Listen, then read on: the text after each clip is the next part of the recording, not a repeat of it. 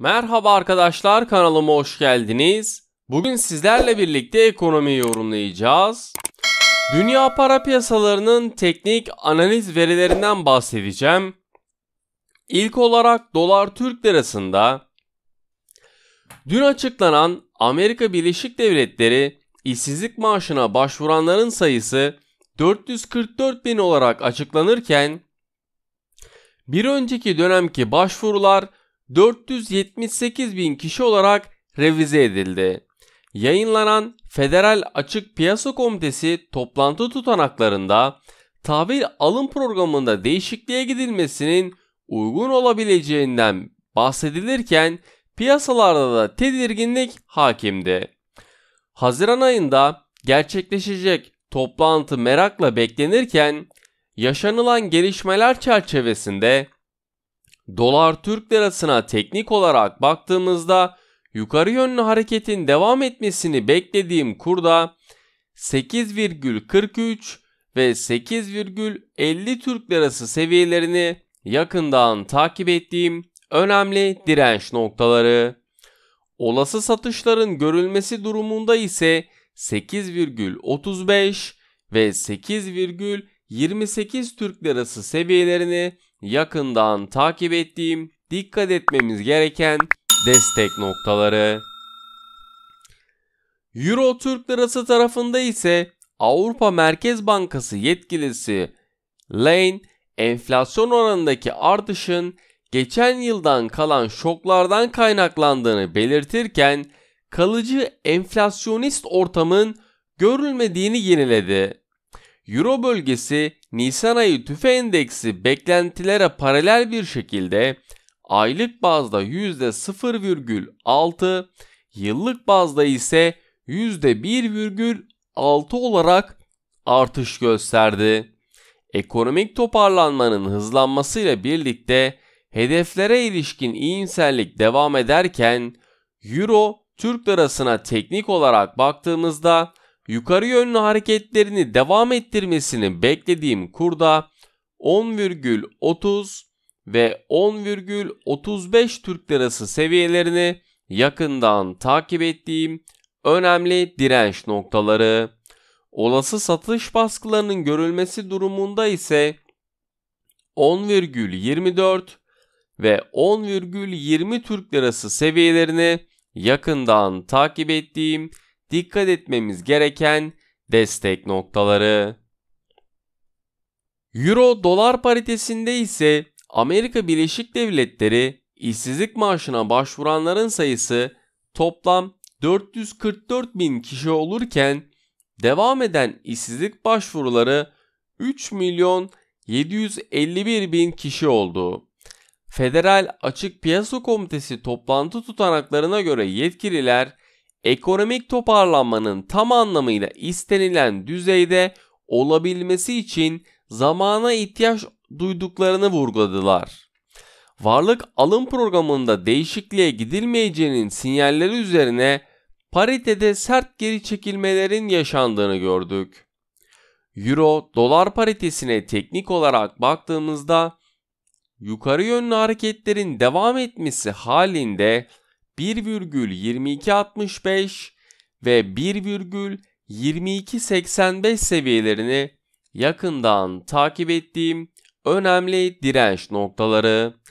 Gelebilecek olası satış baskılarının sürmesi durumunda ise 1,2210 ve 1,2185 seviyelerini yakından takip ettiğim, dikkat etmemiz gereken destek noktaları. Brent petrol tarafında ise OPEC Plus üyelerinin petrol kesintilerine uyum oranı Nisan ayında %113 olarak gerçekleşirken Rusya Enerji Bakanı 62 dolar ile 66 dolar arasındaki petrol fiyatlarının mevcut durumunu yansıttığını söylerken Çin'de ekonomik toparlanmanın hızlanması ile petrol talebinde bir toparlanmanın normalleşmesini beklediğimi söyleyebilirim. Brent petrole teknik olarak baktığımızda yatay hareketlerini devam ettirmesini beklediğim Brent petrolde 65,75 ve 66,50 dolar seviyelerini yakından takip ettiğim önemli direnç noktaları. Yaşanılan gelişmelerle beraber aşağı yönlü bir seyrin oluşması durumunda ise 64,50 ve 63,70 dolar seviyelerini yakından takip ettiğim önemli destek noktaları. Beni dinlediğiniz için teşekkür ederim.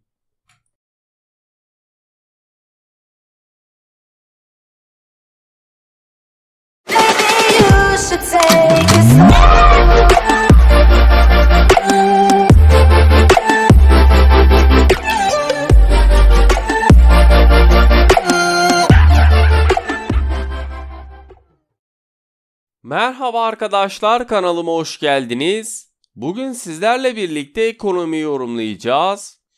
Dünya para piyasalarının teknik analiz verilerinden bahsedeceğim. İlk olarak ons altında dolar endeksi gevşemeye devam ederken ons altında Federal Açık Piyasa Komitesi toplantı tutanaklarının yayınlanmasıyla dalgalı bir seyre hakim olurken Amerika Birleşik Devletleri 10 yıllık tahvil getirilerindeki sert yükseliş hareketi belirleyici olurken açıklanacak olan PMI verisinin güçlü gelmesi fiyatlarda da etkili olabilir. Ons altına teknik olarak baktığımızda yukarı yönlü hareketlerin devam etmesini beklediğim ons altında 1885 ve 1890 dolar seviyelerini yakından takip ettiğim önemli direnç noktaları.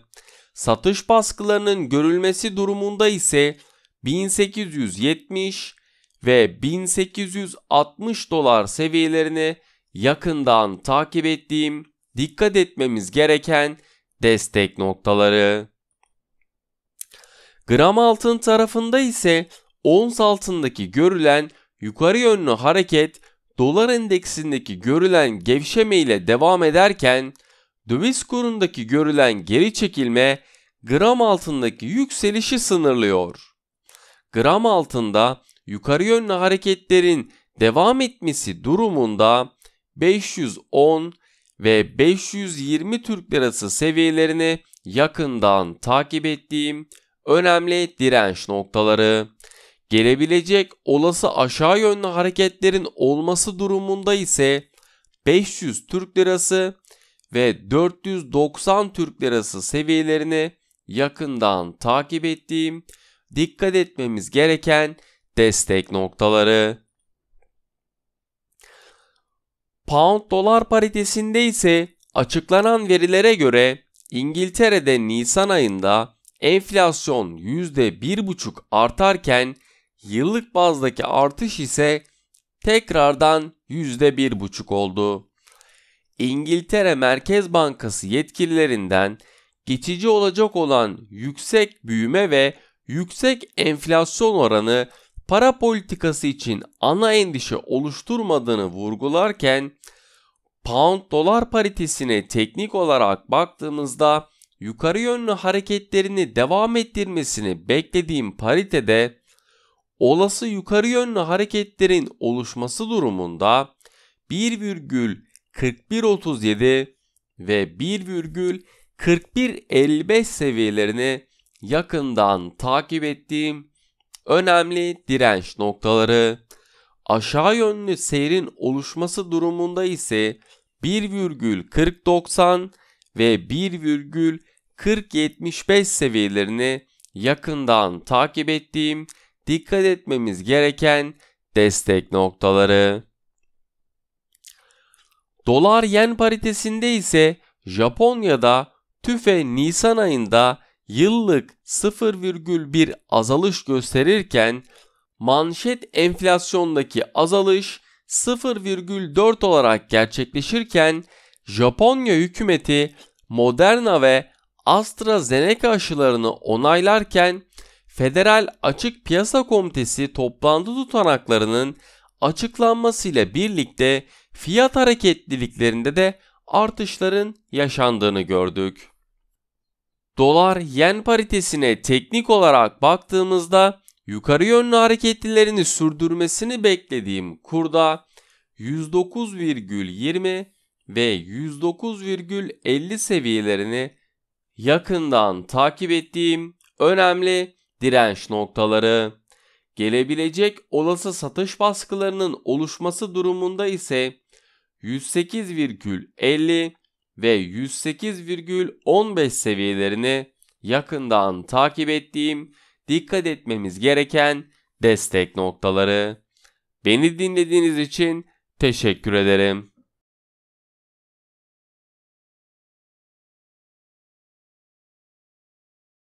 Maybe you should take it slow.